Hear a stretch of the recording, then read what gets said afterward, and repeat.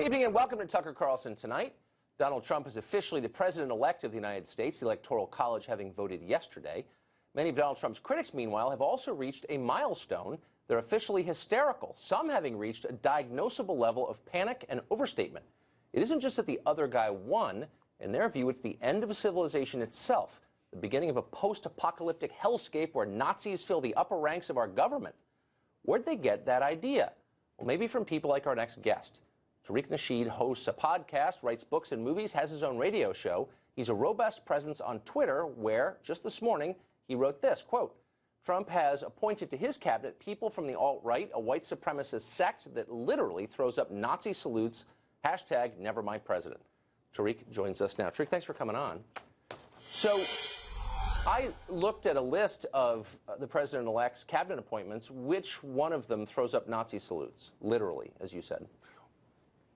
Well, no. Well, Steve Bannon, he's associated with that alt-right organization, which is really nothing more than a sect of white supremacy. And those alt-right people, they were in a federal building at the Ronald Reagan building, throwing up Nazi salutes in the Steve Spencer. All of these, not Steve Spencer, but Richard Spencer, all of these guys are basically open white supremacists who practices Nazism. So, and Trump is associated with that, just like Reverend Wright was associated with Barack Obama, and you people here criticized him for that. You don't say he was associated. Yes. You said appointed people to his cabinet who throw up Nazi salutes. Steve Bannon, by the way, is not in the cabinet. Has Steve Bannon thrown up a Nazi salute that you are aware of or can prove? But Steve Bannon is a part, and he was representing that whole alt-right movement. So if we're going to play Steve Bannon at this meeting? I mean, what does Steve Bannon have to do with that? Well, the same thing. He was associated with the people doing it. Just like how you guys associate me with Black Lives Matter, and I have nothing to do with it. Steve Bannon was representing, and he was associated with those alt-right people who are nothing more than white supremacists. And if we can go deeper than that, okay, and if we go deeper than that, with Trump, if we go deep, but we haven't gone deep enough, Tucker. But I want to get factual too. But the whole campaign was run on a white supremacist platform. That's what I'm saying. Okay. Here's my point. You have a lot of venues. People listen to you. You've got 160,000 Twitter followers. You've written a bunch of books. People believe you. And people are worried about Trump, and they don't know what this administration is going to look like. And here you come out in public this morning and say he's appointed people to his cabinet who are Nazis, literally, to quote you, who are giving the Nazi salute. And that's not actually true. And you knew it wasn't true when you said it, and yet you're whipping people into a frenzy. And it's not true when you're fear. saying it now. It's not true when you're saying it now because I didn't say that. And that's the problem with systematic white supremacy. You get to label people and say that they said things that they didn't say. No, you didn't read my tweet. No, you didn't read my tweet. You just put your own thing to it, Tucker, which is kind of something that you do. Ask me what I said, and I'll be glad to answer that, Tucker. Here's what you wrote. But don't add nothing else to it, though. Just want to jog your memory now, Tariq. Trump has appointed people to his cabinet. I know what I said. I know what I said, Tucker. Who literally throw Nazi salutes, and that's just not true. So my question is, isn't it irresponsible of you to say something that inflammatory that you know isn't true? Look, you may disagree with Trump, and that's fine, but he hasn't appointed Nazis to his cabinet. What you're saying isn't true. Sir, he's appointing a guy who's associated with the alt-right, and the alt-right, they are literally throwing up Nazi signs. Not only that, Donald Trump himself, he is disenfranchised and discriminated against black people his whole career. Okay.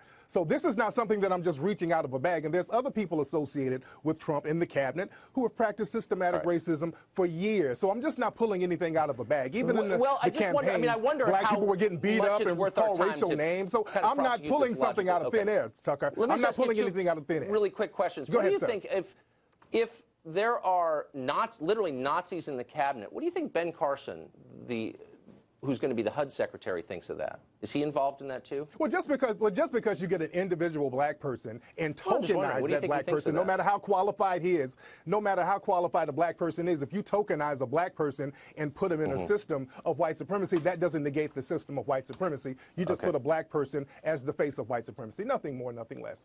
Okay. So I'd want to ask you about some stuff that you've written because I think it's important for viewers to know who you are, okay? Because people take you seriously. Now, you are, in addition to a lot of other things, the author of a number of books on dating. One of them is called The Art of Macking. You've written a couple others. And I just want to read you, I was reading it today, it's an interesting book. Chapter 6, Guaranteed Ways to Get Sex from Women. And I'm quoting you. In this chapter, I will give some tried and proven techniques that will help you talk a woman into giving it up. I will also offer you precise rebuttals to every objection a woman may have to giving it up. You say this, the #1 lame thing men say to get sex, I love you. You describe that as the bold lie approach. And then you say this: if a woman isn't ready for sex, you quote, 1, question her maturity, 2, minimize the significance of sex, and 3, tell her what she wants to hear. Now, you're advocating lying in order to take advantage of women sexually. This is in your book. I'm not misquoting it. Why should we believe anything that you say if you're counseling people to say, I love you, and lie to women in order to get them in bed? Tucker, the fact that you're this desperate to get one of my books, which is a book on satire, it's a tongue-in-cheek book. The book was written in a comedic fashion, and the fact that you're getting that to try to justify disenfranchising me, to try to minimize the significance of what I do in the system, that's so cheap, Tucker. I was just joking, Ruth. So actually, I read about 10 interviews you did on the... Okay. Tucker, don't be a sucker, Tucker. Okay, so here's an interview you gave to Esquire. That's so cheap, Tucker. That is so cheap, it's a legitimate question. You said Tucker, this, I'm talking about systematic white supremacy, and you're trying to discredit me by getting a quote from my book, which is tongue-in-cheek, which is about relationships. A lot of the book is satire, it's comedic, and that's so cheap, Tucker. But I'm not surprised. I'm not surprised, Tucker. Let me just say, I don't think that you're being tongue-in-cheek, and the scores of interviews you did and the 2 follow-up books you wrote on this exact subject, how to lie to women to have sex with them. The book has so many comedic sections in it, but I don't get them. But it raises the question, go ahead, Tucker. Are you being tongue-in-cheek now with all this race war stuff you're constantly talking about? He's a white supremacist, they're Nazis. I'm not, because white supremacy is not tongue-in-cheek. Okay, we live in a system. We live in a system of white supremacy, and white supremacy is not a joke. White supremacy is not a joke. We live in a system that's dominated in all areas of activity of white supremacy. So I take that very seriously, sir. So but you're making specific allegations that are untrue, and you know that they're untrue because you're not stupid. I'm not. You know exactly what you're doing. I'm not. You're trying to put words in my mouth, but I'm not shocked. And that's fine.